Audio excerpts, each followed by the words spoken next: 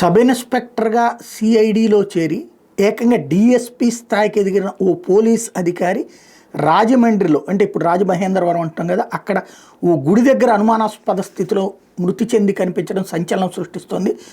తొలుత ఆయన్ని గుర్తు తెలియని వ్యక్తిగా భావించారు. ఆ తర్వాత ఆయన డిఎస్పీగా గుర్తించారు. గాంధీపురం పరిధిలోని ఎస్ఆర్ఎంటీ గోడౌన్ సమీపంలో సాయిబాబా గుడి దగ్గర ఓ మృతదేహం పడి ఉండడాన్ని స్థానికులు గుర్తించి పోలీసులకి సమాచారం అందించారు. పోలీసులు వెంటనే అక్కడికి చేరుకుని మృతదేహాన్ని పోస్ట్ మార్టం నిమిత్తం ఆసుపత్రికి తరలించారు. ఆ తర్వాత ఆయన ఫోటోను వాట్సాప్ గ్రూప్లో షేర్ చేశారు. ఆ తర్వాత కాసేపటికే ఆయన కర్నూలు జిల్లా అస్పరికి చెందిన సిఐడి డిఎస్పీ బి నాగరాజు 54 ఏళ్లుగా గుర్తించారు. నాగరాజు ఏడాది క్రితం రాజమండ్రిలోని ప్రాంతీయ సిఐడి కార్యాలయానికి బదిలీ అయ్యారు. లాడ్జిలో ఉంటూ విధులకు హాజరయ్యేవాళ్ళు. ఈ క్రమంలో గత ఏడాది డిసెంబర్ నుంచి మెడికల్ లీవ్లో ఉన్నారు. ఈ నెల 2న కర్నూలు నుంచి రాజమండ్రి వచ్చారు. లాడ్జిలో ఉంటూ విధులకు వెళ్ళి వచ్చేవాళ్ళు. ఈ నెల 10న చివరిసారి కుటుంబ సభ్యులతో మాట్లాడారు. ఆ తర్వాత ఫోన్ స్విచ్ ఆఫ్ అయింది. దీంతో కుటుంబ సభ్యులు ఆందోళన చెందారు. విషయం తెలిసి హైదరాబాద్లో ఉంటున్న ఆయన కుమారుడు వంశీకృష్ణ నిన్న ఉదయం రాజమండ్రి చేరుకుని తండ్రి గురించి ఆరా తీశారు. దీంతో నారాజు విధులకు హాజరు కావడం లేదని కూడా తేలింది.